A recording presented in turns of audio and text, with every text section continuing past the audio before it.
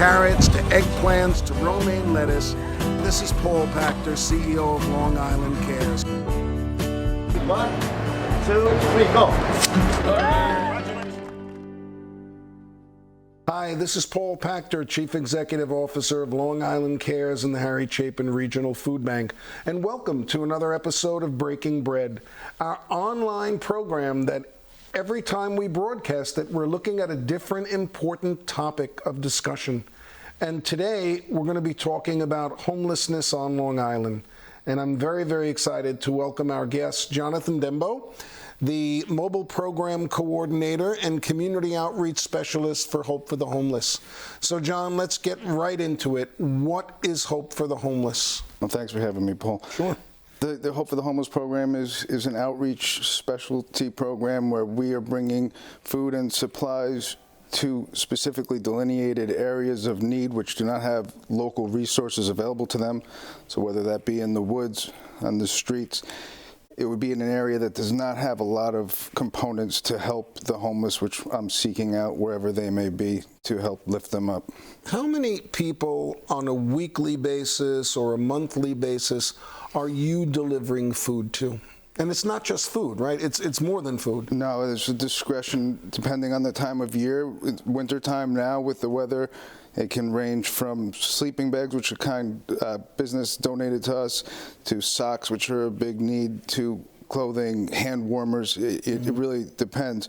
On a weekly basis or monthly, it's going to be seasonal. It will make a big difference. Summertime, a lot higher numbers. Then as I see the winter progressing, numbers will drop. People will seek shelter. People will go in with options that they would rather not exercise over the summer. So you will have some will literally head south for the winter. There are even cases where I've heard individuals attempt to get picked up on short-term by authorities because that's how bad the cold is, and people will die in it. So when you go out, I recently read something that appeared on a Long Island Cares publication. Correct me if I'm wrong.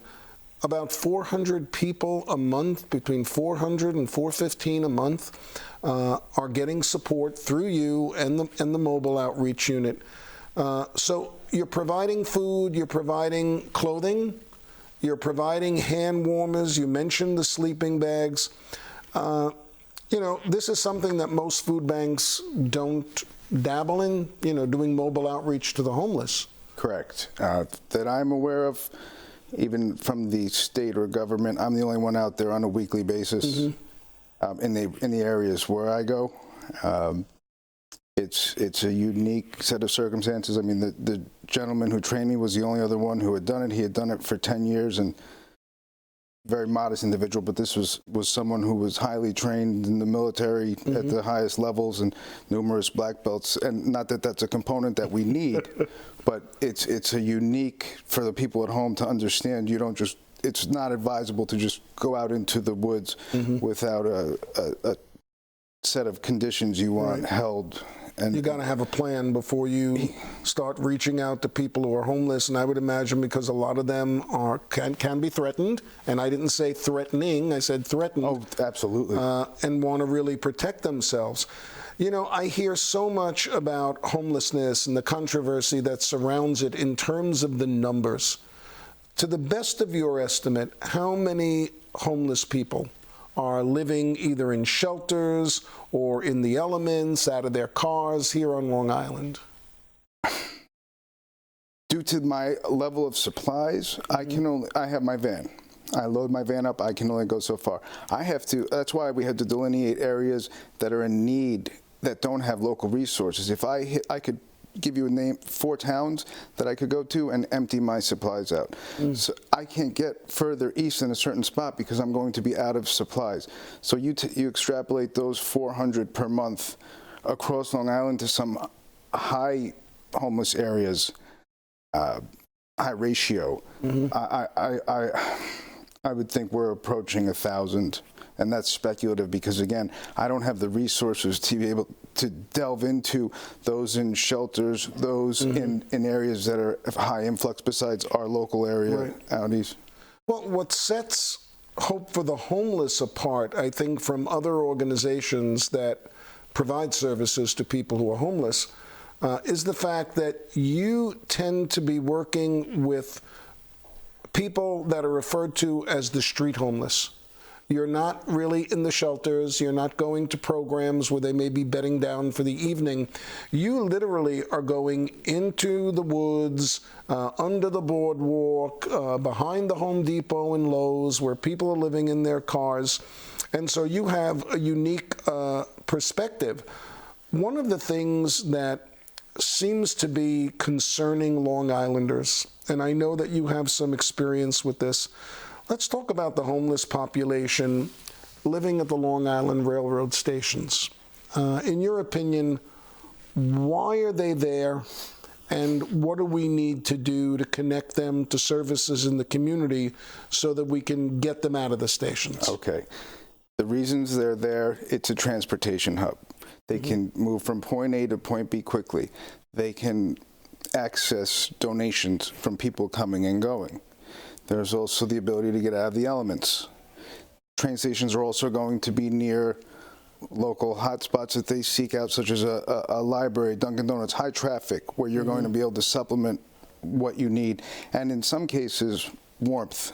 You take Hicksville, which they've actually had to lock the homeless out because so many would seek a large area with warmth. Now they've across the street, in wintertime, they're starting to move.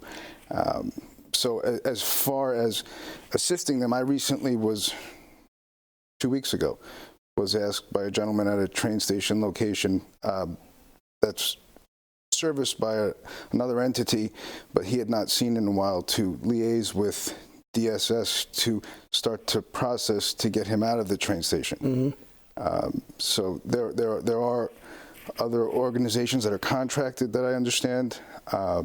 I can't speak to them, but in this particular case, they're asking me, because the trust is developed from getting there every week, to now set up that with DSS, which I'm coordinating with Jennifer and someone from the coalition as we speak.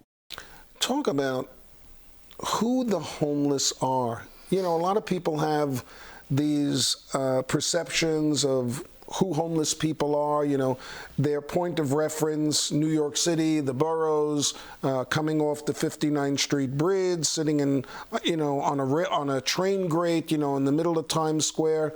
Who are the homeless on Long Island? The default answer you'll get typically is you're going to hear people say drug addiction, mental illness, which is absolutely a component. To sum up a complicated issue like this into a couple of words like that is to miss the big picture. I have 2 kids essentially in their early 20s living in the woods in a top school district in Long Island where the young man is from. No drug issues. They may be victim of the drug abuse seen pervasive on Long Island because one of the parents is gone due to that.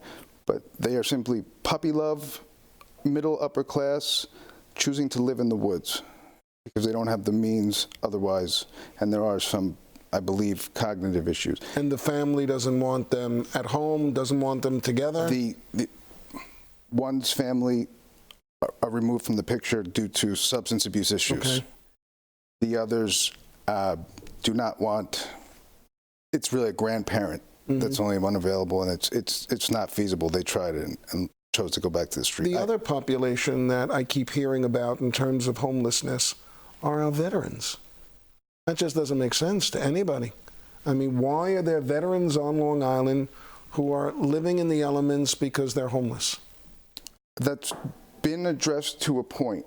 You'll hear people claim veteran homelessness on Long Island has been eliminated. That's incorrect. I can assure you of that. If I had to speculate, there's a unique set of circumstances in the large influx we saw in the past post-Vietnam. That was just a unique matriculation post-war of a war that was not received well on the home front. Right. And a lot of those soldiers chose to remove themselves, move off the grid. PTSD is a legitimate thing. Removing yourself from society, particularly when you're capable of sustaining life in the woods, which you may have done in, say, Afghanistan, right, will be an option for some.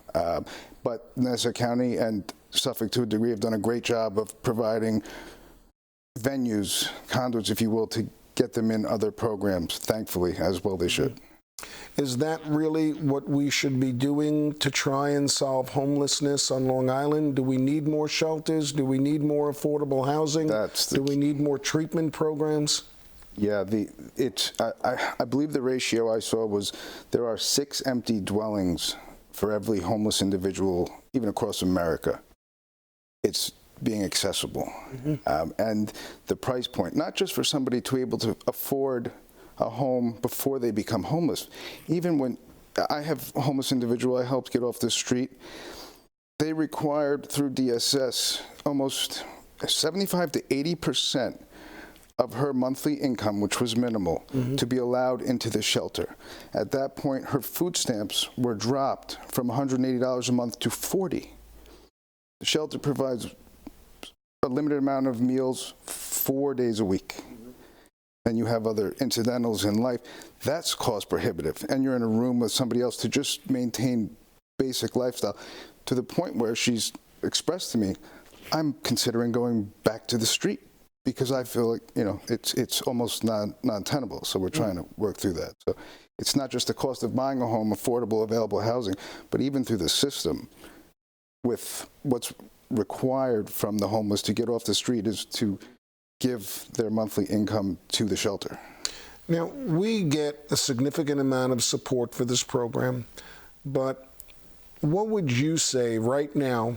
We're here in December. The brutal cold of the winter is coming up on us. What's at the top of your list in terms of what you need to continue to help these people?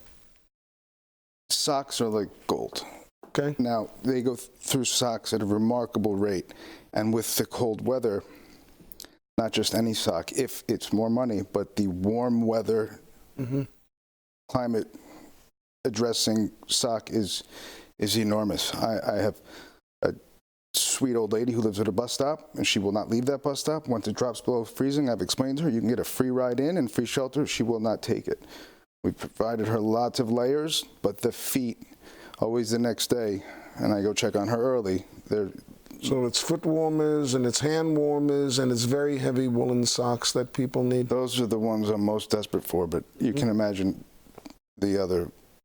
One of the things I really want our viewers to know about Hope for the Homeless is this is a program that receives no government funds to Long Island Cares. We don't receive any money from either Nassau or Suffolk County to operate this program. It's 100% privately funded with corporate donations. And right now, for the last 2 and 3 years, this program has been supported through the generosity of Island Federal. Catch the Wave to Better Banking, Island Federal, and their 10 locations throughout Long Island. That was a commercial on purpose. Because without Island Federal, John couldn't do his work, Long Island Cares couldn't do our work with the homeless. If people wanted to support Hope for the Homeless, how would they go about doing it? Well, there are the donations that could be made directly to us through a variety of conduits. Donations of socks, hand warmers, foot warmers, scarves, gloves, scarves, hats, Metro cards if you're looking long-term solutions to transport people who are willing to get off the street to the appointments they must make. That's another one I completely lack. So then if you're out there and you want to make a donation to Long Island Cares and focus that donation on Hope for the Homeless, you can do so. If you wanted to donate new socks or scarves or hats or gloves to help the 400 homeless people that Jonathan Dembo is seeing every month, you can make that kind of donation. You can come visit us at the Harry Chapin Regional Food Bank in Hop Hog. You can visit our satellite center on Sunrise Highway in Freeport, on North Wellwood Avenue in Lindenhurst, or on Broadway in Huntington Station. We have an obligation as a society to take care of those in need. Harry Chapin knew that 40 years ago when he founded this organization. Right now, as Jonathan Dembo said, we're providing emergency food, we're providing socks, hats, scarves, and we're providing the compassion that people who are homeless on Long Island really need. They need to be understood, their circumstances need to be understood. Hope for the Homeless is part of a broader system on Long Island that does include local government in serving the homeless. John, thank you so much for being with us. It's been a pleasure, and we can go on, for another episode talking about this. If you like what you're watching right here on YouTube, then please subscribe to our channel. You can see Breaking Bread. It's updated twice a month. Until next time, this is Paul Pachter, CEO of Long Island Cares. Thanks so much. We'll see you soon.